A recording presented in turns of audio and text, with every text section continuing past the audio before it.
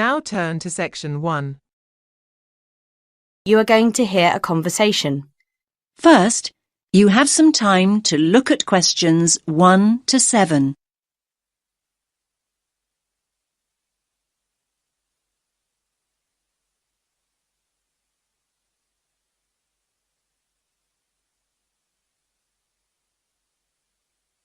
Listen carefully to the first part of the conversation and answer questions 1 to 7.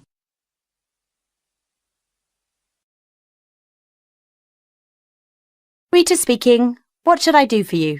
Oh, hi. I'd like to order some stationery. Could I know your name? Jackson Paris. Right. Can I just confirm your account number and the name of your company, Jackson? Sure. The number is 692411. 692411. Right. And you're from Rainbow Computer? No, the company is Rainbow Communications. Oh, OK. I'll just fix that on the system. Communications. And what would you like to order, Jackson? Envelopes. We need a box of A4, that is, normal size envelopes. White, yellow or manila? We'll have the plain white, please, but the ones with the little windows. OK, one box. A4, white. Just one box, was it? On second thoughts, make those 2 boxes. We go through heaps of envelopes. As a matter of interest, are they made from recycled paper? No, you can't get white recycled paper. The recycled ones are grey, and they're more expensive, actually.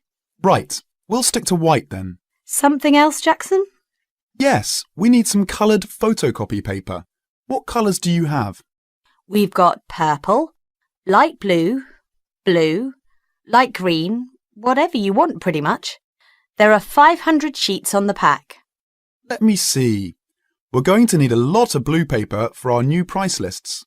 So can you give us 10 packs, please? Make sure it's the light blue, though. 10 packs of the light blue. Anything else that we can help you with? Let me think. What else do we need? I'm sure there was something else. Pens, paper clips, fax paper, computer supplies, office furniture. Oh, yes. We need floppy disks. Do you have those nice coloured ones? Yes, but they're a bit more expensive than the black ones. That's all right. I'm not paying anyway. Right, floppy disks. What about diaries next year? We've got them in stock already, and it's a good idea to order early. No, I think we're all right for diaries, but something we do need is one of those big wall calendars.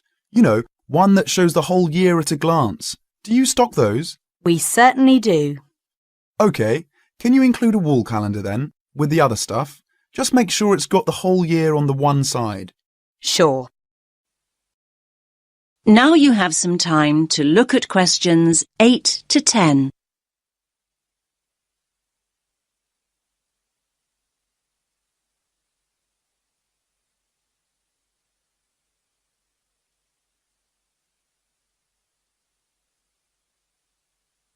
Now listen to the next part of the conversation and answer questions 8 to 10. And do you have a copy of our new catalogue? No, I don't. But would you send one? Yes, I'll pop one in with the order. You'll find it a lot easier to remember what you need if you have our catalogue in front of you next time. Yes, good idea. And when can you deliver this? Should be with you tomorrow morning. Can you make sure that it's not after 11:30 a.m? Because we have to go out at 12. There's only myself here on Fridays. Fine. I'll make a note in the delivery docket that they should deliver before 11:30. Thanks very much. Thanks. That is the end of section 1.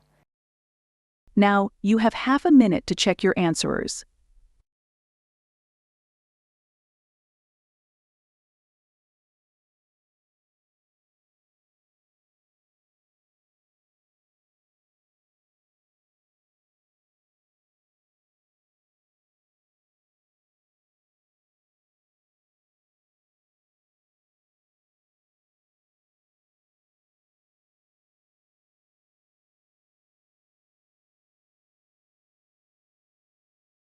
Section 2.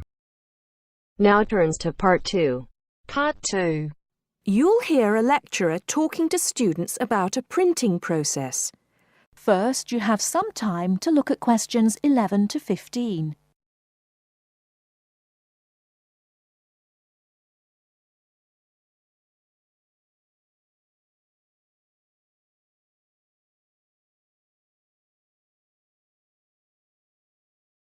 Now, listen carefully and answer questions 11 to 15. As I've made clear in earlier lectures, many different solutions have been proposed to the basic technological problem of getting meaningful marks onto paper.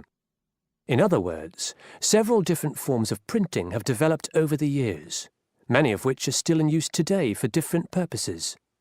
This week, I'd like to discuss the rotogravure process.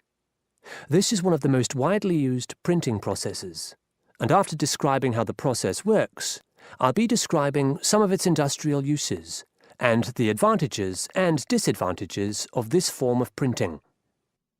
As the name implies, rotogravure is a form of printing in which large cylindrical pieces of metal rotate, while the paper to be printed passes between them.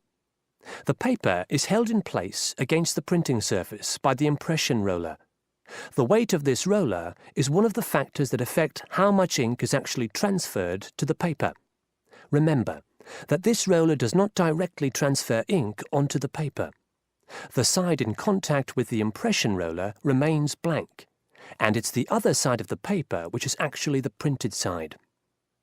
The impression roller presses the paper against the ink-bearing roller, generally known as the gravure cylinder.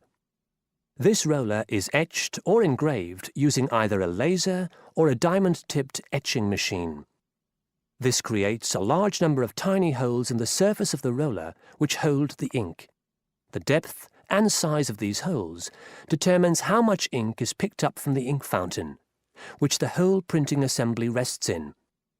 How much ink is picked up, in turn, determines the density of the image produced.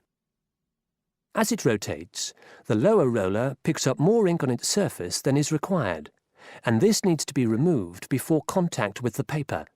A flat edge, called the doctor blade, scrapes against the surface and removes all ink which is not in one of the holes on the surface of the lower roller. This should lead to a clean image. Before you hear the rest of the talk, you have some time to look at questions 16 to 20.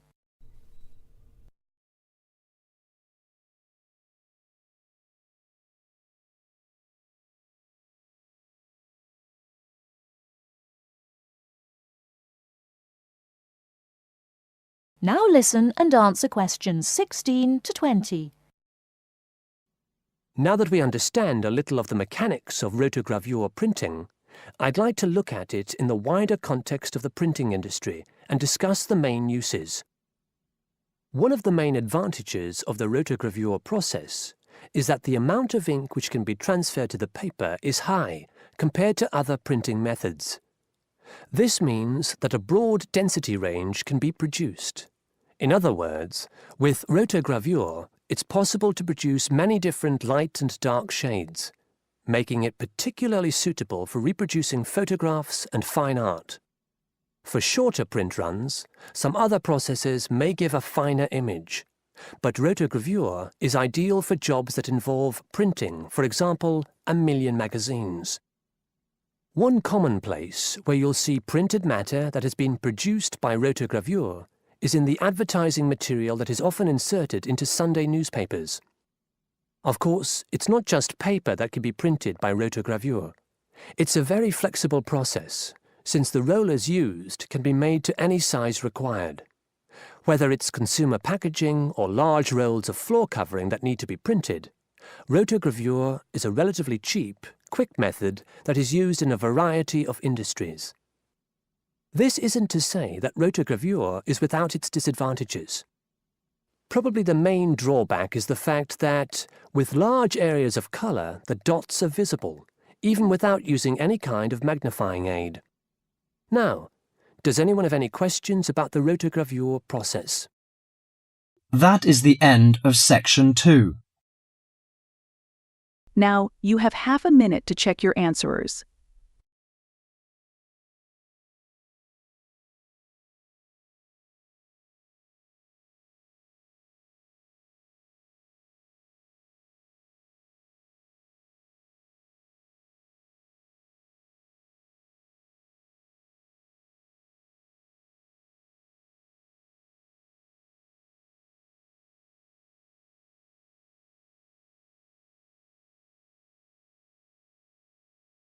Now turn to Section 3.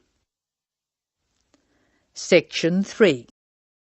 First, you have some time to look at questions 21 to 26.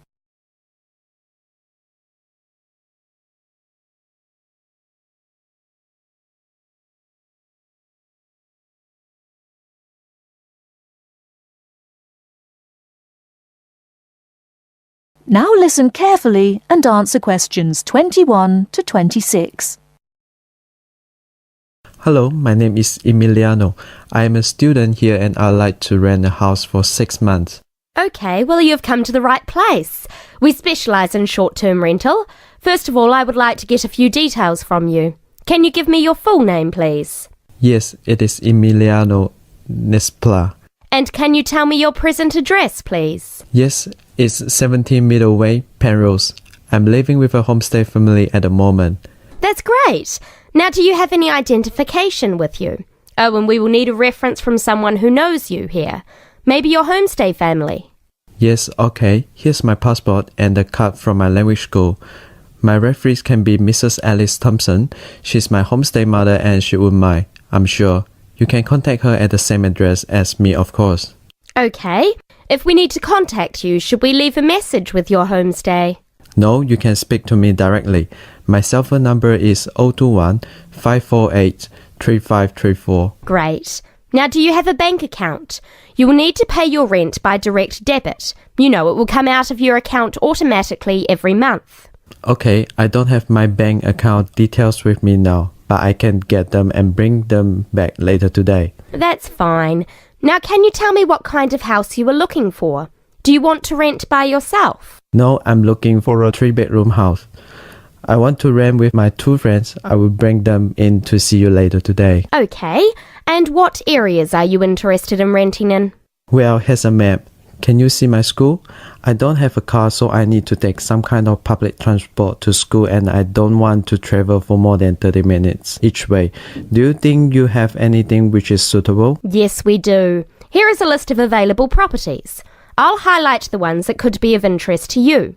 Look at the map and go and have a look at the houses with your friends.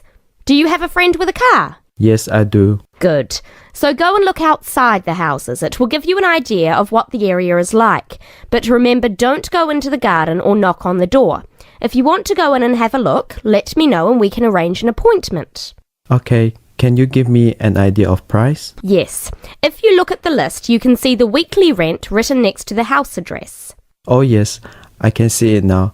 Do I need to pay anything else? Yes, you need to pay a deposit which you will get back when you move out, and you have to pay a non-refundable agent fee which is equivalent to 1 week's rent. You will have to pay your bills when they come in every month too, of course. Okay, well, thank you very much for your help. What time should I come back with my friends and my bank details? How about 2:30 this afternoon? That sounds good. Thank you for your help. I'll see you later. Thanks for coming in. Goodbye.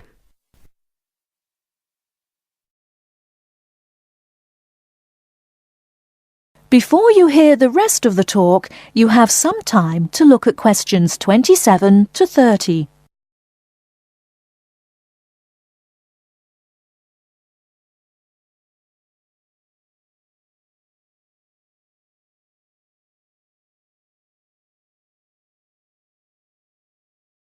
Now listen and answer questions 27 to 30. Hey, don't throw that can away.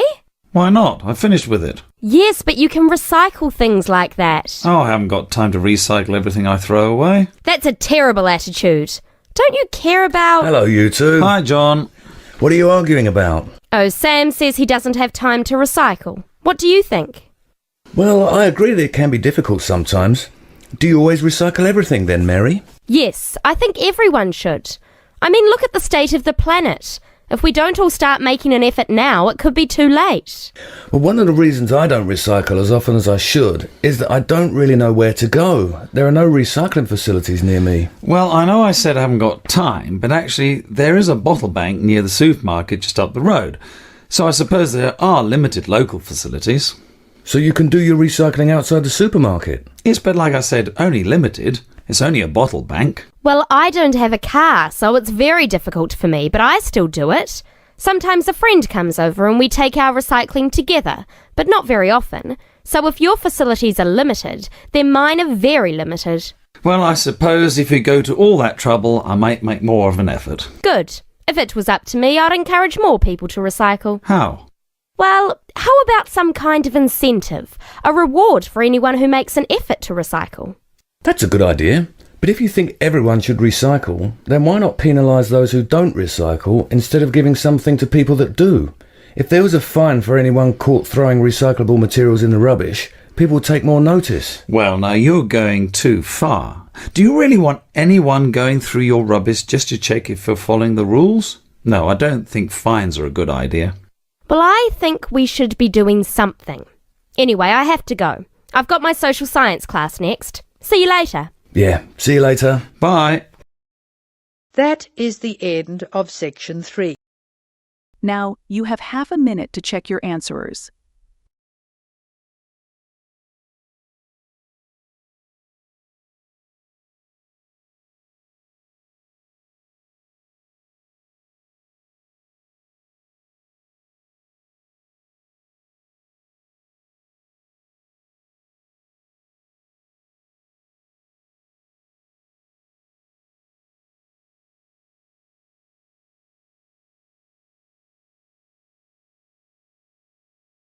Now turn to section 4. You will hear a postgraduate psychology student talking to other students about a job satisfaction study he has investigated. First, you have some time to look at question 31 to 40.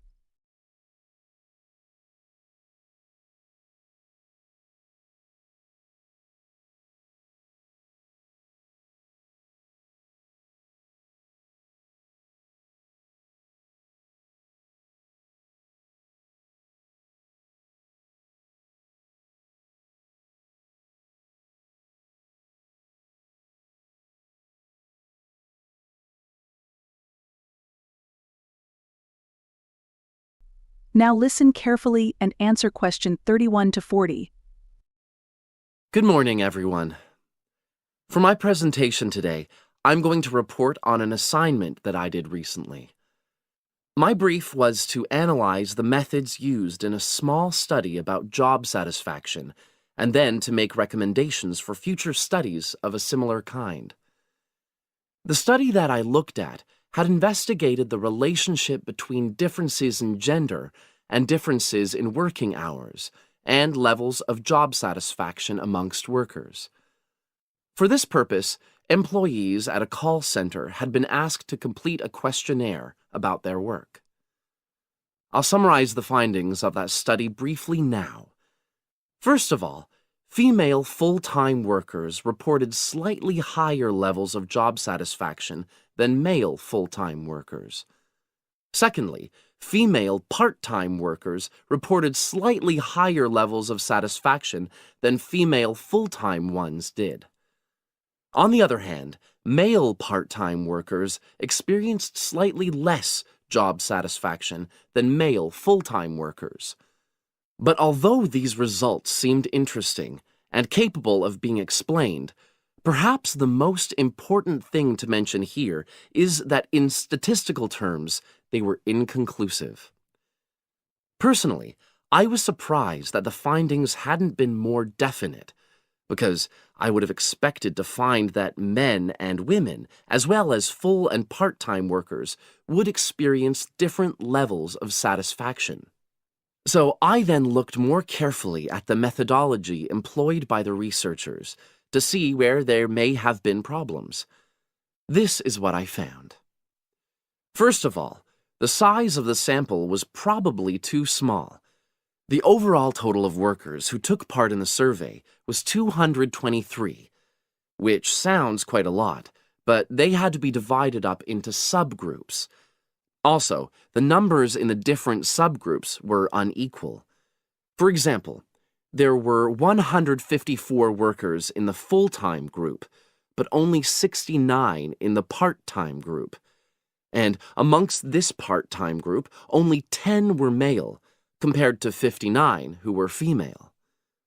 Secondly, although quite a large number of people had been asked to take part in the survey, the response was disappointingly low.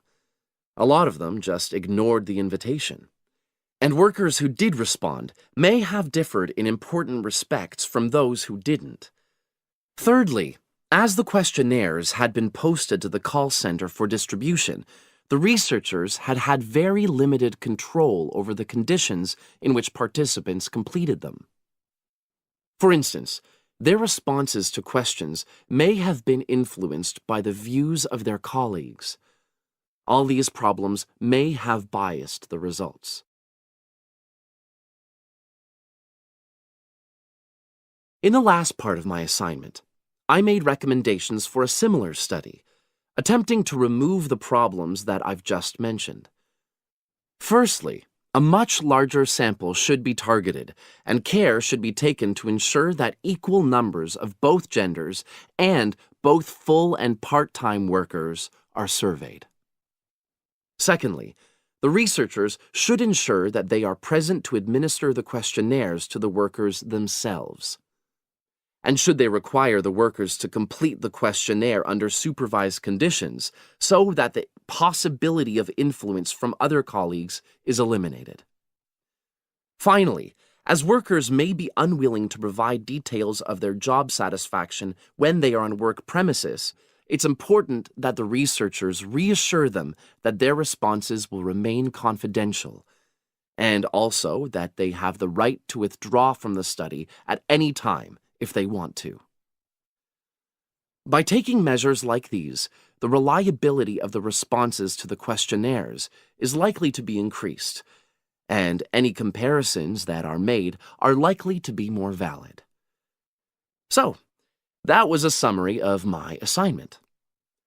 Does anyone have any questions? That is the end of section 4. Now, you have half a minute to check your answerers.